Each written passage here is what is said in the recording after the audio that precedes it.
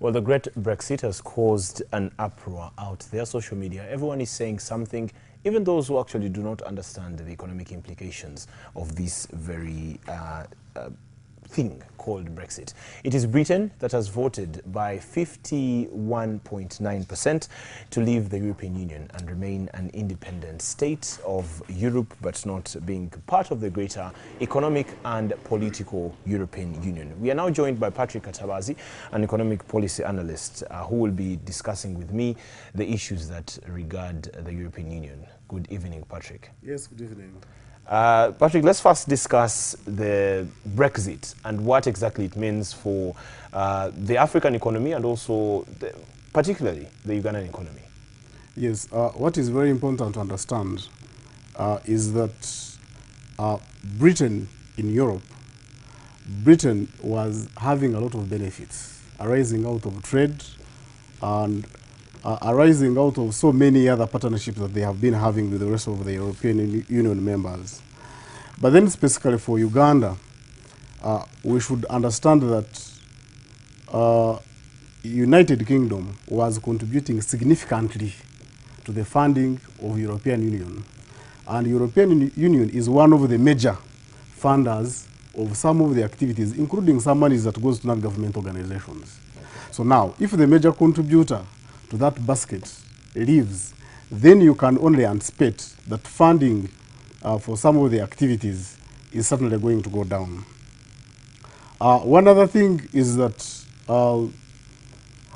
Uganda is rather Africa is one of the major trading partners with the European Union, and United Kingdom was significantly contributing to that process.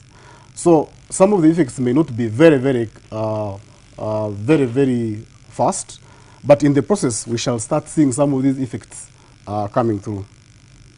Now, about Brexit exactly. There is talk that this is going to have adverse effects on Britain itself. And some are saying that it's going to turn from the Great Britain that it is right now to a little England. Yes, of course there are those fears that are coming through. Now, what happens in economic integration is that if you are a member of that trade bloc, it means that the business persons in those business persons and entities in that particular country benefit from markets within the region. If it is the bank or it is an airline like British Airlines, it has a license to operate in all these countries without restrictions, and that has been some of the policies that they have in banking, in financial markets, in aviation, in trade, and many others. It also then means that you become, like UK for this particular case, a member of the free trade area. It therefore means that your products that you're producing in this country can be exported freely. There is also free movement of labor, although, of course, in this particular case, it worked against the promoters of the no-leave campaign. So what it means, in the short term, we are going to see a reaction towards this. So companies which had strategically positioned themselves to tap into the wider European market are likely going to re-strategize in terms of cutting down on production, but then also some of them leaving. And that might cause a shrink within the economy itself. Actually, Pundi is putting it that the leave that has been the case for UK is going to cause the economy of the United Kingdom to shrink by about 2% of the GDP. And of course, again, you realize that if you have business persons and businesses in a country going to trade with another country and being subjected to a rigorous process where it has been a free movement of capital, free movement of goods, then you will incur costs of production, and that is likely to have an impact on the general price level within the United Kingdom. And of course, then some people are likely to say that countries like Canada, countries like Australia, they are living happily and they're not part of these trade blocs. But there are so many advantages that come with countries that are in trade blocs. We understand that there's going to be a problem. Is the problem going to be a short-term problem, or will it keep culminating into a bigger abyss? Has Britain dragged itself under bottomless pit with the Brexit? Yes, for now, of course, the reaction has been spontaneous. As of today, 2 hours after the poll was called, Barclays Bank lost around 40 million pounds. You had the London Stock Exchange market suffering a shock of about 9%. So the results have been a little bit imminent. But viewers should understand that this process of leaving the European Union will take about 2 years. So they have not actually left. There will be some processes that are yet to be completed, including them communicating their decision to the European Union Council, and then other processes that would then ensure that they get out of the union. So in effect, they are still in the union? Yes, they are still, at least for the next 2 years. Like some of the people were saying, maybe between now and 2 years, maybe something strange can happen, and you find we are back to square one. But for now, some of the effects are likely to be long-term and may not be visible at this stage. But then also, it should be important to note that a country such as United Kingdom, within these 2 years, can be able to plan and see how best to address some of these shortcomings that may arise. The only biggest challenge that I see is that speech that was made by the first minister of Scotland, Nicola Sturgeon, that calls for another referendum in Scotland. Because what is happening is that Scotland, Northern Ireland, voted to remain in the European Union. Wales and England voted to go out. So you have a population that wants to stay in the European Union, but then you also have another population in other segments of society that wants to go. So how do you then ensure that you are going to keep that country united?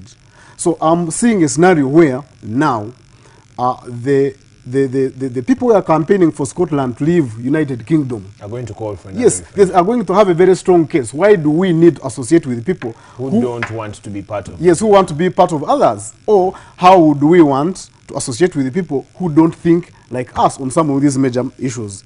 But then it is also important to note that this decision, again, has been an indictment on the immigration policies within the trade blocs such as the European Union.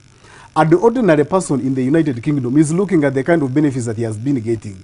He's looking at the influx of labor, competition that has kept prices for labor a little bit low, competition for medical services, competition for transport, and something like that. So that's some of the things that I think have driven people to vote to leave the European Union. Because what has been the case is that any person, any citizen of the European Union would leave that country and go and work anywhere else including in United Kingdom. And what has happened is that European Union has been, United Kingdom has been very receptive, because largely English is one of the most widely used languages. Most people may not find it so comfortable to go to places like Germany.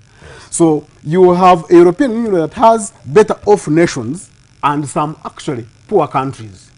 Countries such as Hungary, such as Romania, may not be that well off. So you have an influx of people from all those corners, all of them coming to United Kingdom, to Britain, and then competing for some of these resources with the nationals. And those are some of the things that have steered those nationalistic sentiments that want people to basically leave. But above all, it is important to start relating some of these lessons that we are seeing happening in the European Union with what probably could happen to our East African. Exactly to my next point. Patrick, let's put back Brexit to the Ugandan playing field. We are trying to do economic, political, territorial integration with the East African community.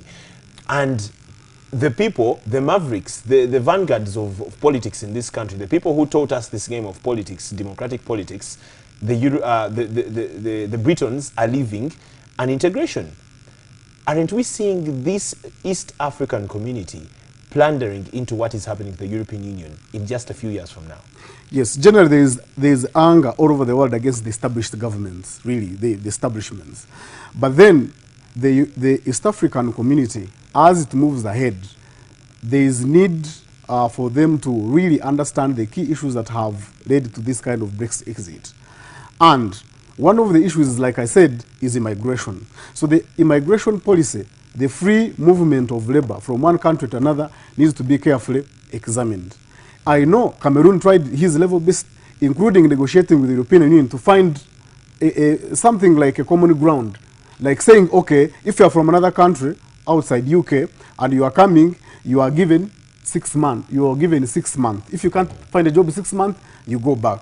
You are given 4 years. Even if you get a job within 4 years, you are not entitled to some of these social security benefits until you clock 5 years within the system. That's when you get them. So, but that didn't save them. So the issue of immigration, the issue of free movement of labor particularly, needs to be carefully considered by the East African community players so that we don't find ourselves in this kind of scenario. Also, the other issue is, how do we have members into some of these communities? Because you realize that you would ordinarily have a group of persons who think that the other sections of the community or the other section in a particular country is getting advantages over the people who think that they are entitled, a sense of certain entitlement for a certain class of people. So those policies that look at improving the general livelihoods of people across all these countries, the issue of governance needs to be addressed so that you have something working in South Sudan, something working in Burundi, something working in Tanzania, something working in Kenya and Uganda, all of them looking at those efforts to get people almost to a level where you will not have classes of people, and some of these fights that we are seeing that will cause one group to start thinking about nationalistic approaches to get rid of another group and something like that. Well, thank you very much, Patrick Katabaazi, for this very interesting talk about Brexit. And we are continuing on Thursday. Britons voted in a referendum on whether their country should stay in the European Union or leave it. A majority opted for Brexit. A long earthquake now begins. We take an in-depth look into the Brexit and the propensity to turn Great Britain into Little England.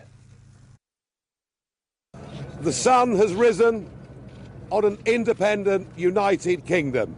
And just look at it, even the weather's improved.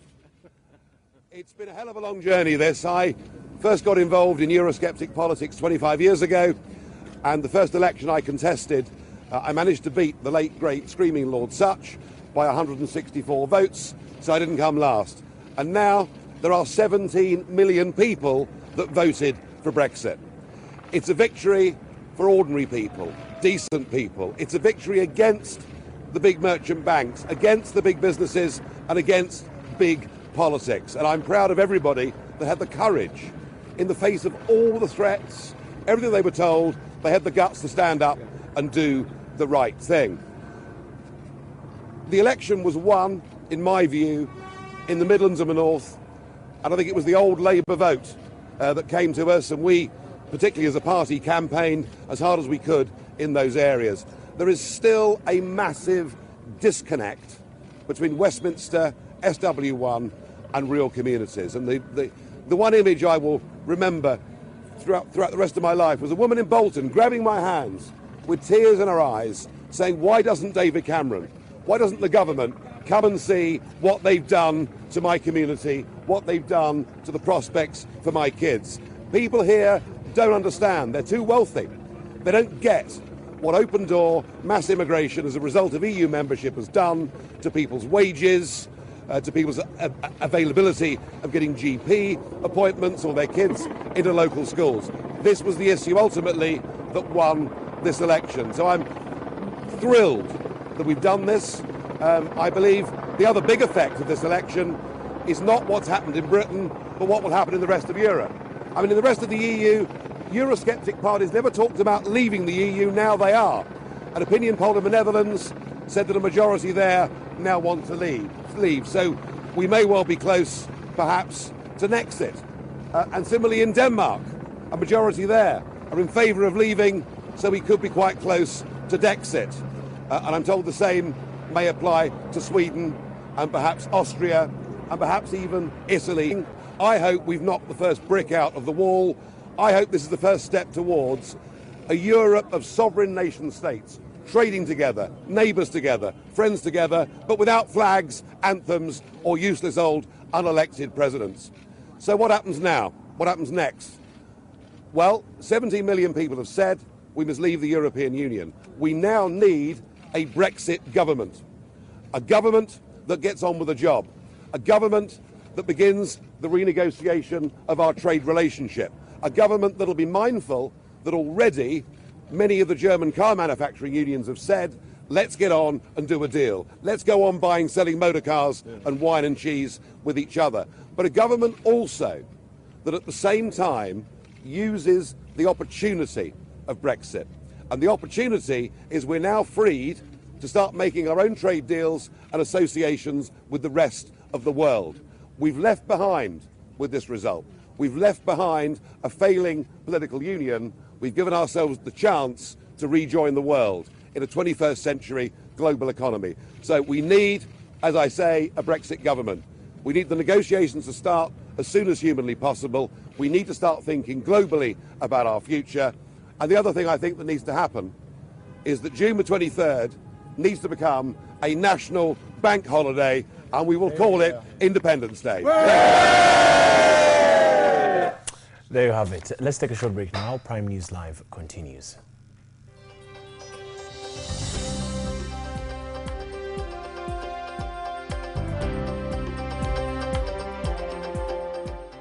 The new Fuso construction track FJ2523654 tipper. The 16cm cubed, approximately 18-ton payload tipper comes with a package full of benefits, all for you. The new Fuso FJ engine is fuel efficient, lowering emissions. Its fuel pumps are oil lubricated to reduce tear and wear, thus increasing efficiency and longevity. This ultimately makes the Fuso FJ tipper a low maintenance cost track. The new Fuso tipper comes with 9-speed transmission gearbox, a larger clutch plate, plus a differential lock to overcome one wheel spinning, making the Fuso easier to drive through slippery roads. The Fuso FJ tipper further rewards you with exceptional loading capacity and comfort, has extra heavy-duty rear suspension and rear axle for heavier load, and standard front and rear anti-roll bars to increase stability and safety. The driver's cabin is designed for comfortable, safe driving. The cabin includes fold-down bank where the driver can rest during breaks, reducing fatigue. The new Fuso construction track is built from a state-of-the-art Daimler manufacturing facility. Get it from Spear Modules at a very competitive price.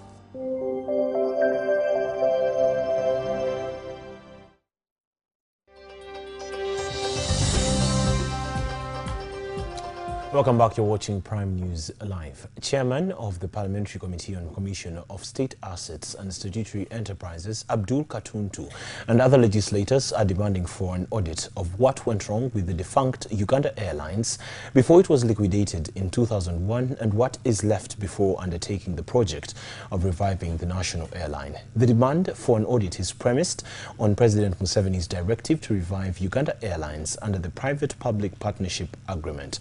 As Timothy Sibasa reports, the MPs are also demanding for the lifting of a veil for the country to know who benefited from the liquidation of Uganda Airlines and what they own.